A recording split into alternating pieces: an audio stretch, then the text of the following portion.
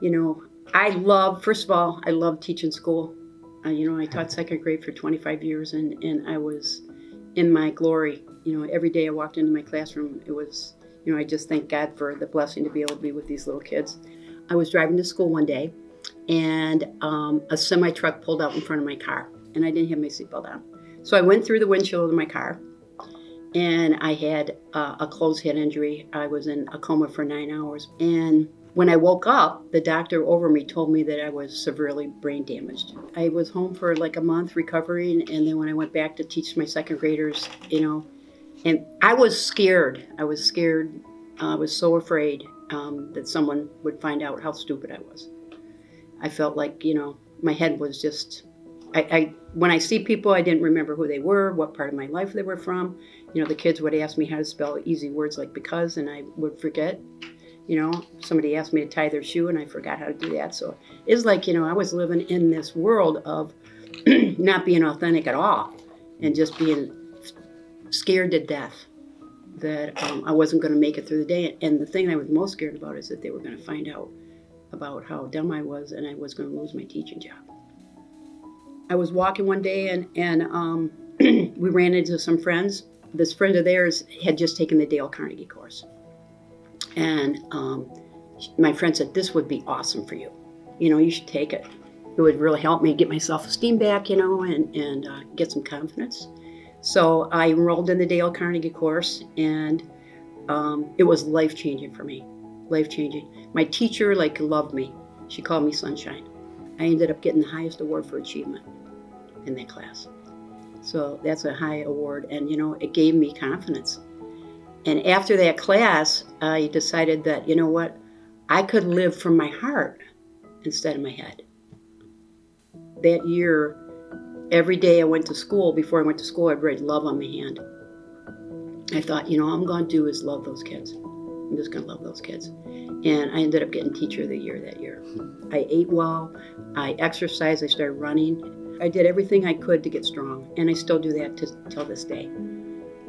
I'm very disciplined, and I know that I have to be able to function. One night on the way home from class, late at night, I had a feeling that I should become an instructor.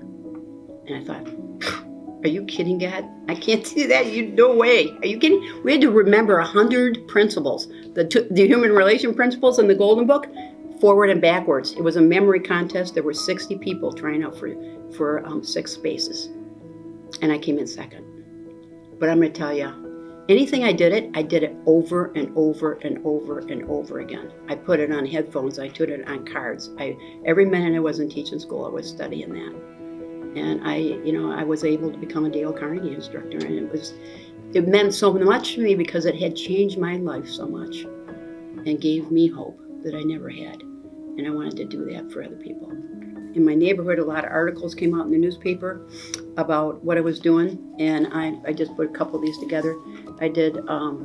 We did a lot of classes for kids, and I started angel funds for kids. I had over 40 parents call me with the articles that came out in the newspaper that wanted help for their kids, but they couldn't afford it. And Carnegie at that time was very expensive. So I found out that there was a hole, in our world that wasn't serving the kids, that every child deserved to feel good about themselves. In Carnegie, I met one of my dear friends, Linda Hannaford. She was also assistant for Dale Carnegie. She would travel with Deepak, and she would do all these different, seminars with him. So she asked me if I wanted to do it with her, and I said yes. And we traveled with Deepak to many different places. We went to Beaver Creek, Colorado. I went on 3 or 4, but the big one was we went to India with him. We actually came back and from that seminar, and I was turning 50, and Denny had a party for me, a 50th birthday party, and we raised $3,000 to start reaching higher. The first class after my birthday party was down in Detroit at Detroit Unity Temple, and at that church, it was teens and adults, and there was a little 8-year-old girl in the class, and there was also a principal from Detroit in that class. And she said after it, she said, why don't you bring this to my school? So we took it to her school, and we did a program. We did we didn't get paid for like the first 10 years, really. We did adults. We did adult class in Sylvan Lake at a physical therapy center. We did it at the Church of Today. We did it at Cranbrook. We did, quite a few adult classes. I didn't know anything about, business. I didn't know anything about money. I didn't know anything about any of that or how to run a business.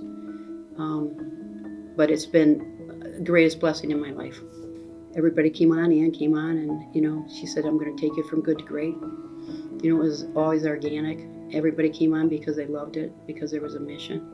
It became my family, because I really didn't have family around me as much. It has been my life for the last 20-some years, 25 almost. Next year, I'm 74. And, I wanted to be able to go forward if I have to leave the planet for any reason.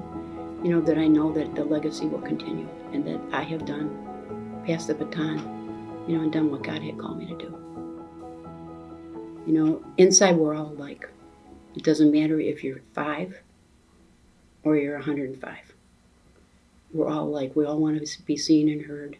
We want to know we matter. And you know what? That's what Reaching Higher does. Really the students teach it. They teach it to one another. And it's magical. And you walk out stronger every day because of it. And you know what? In this world, we need to be as strong as we can to do the work that we've been called to do.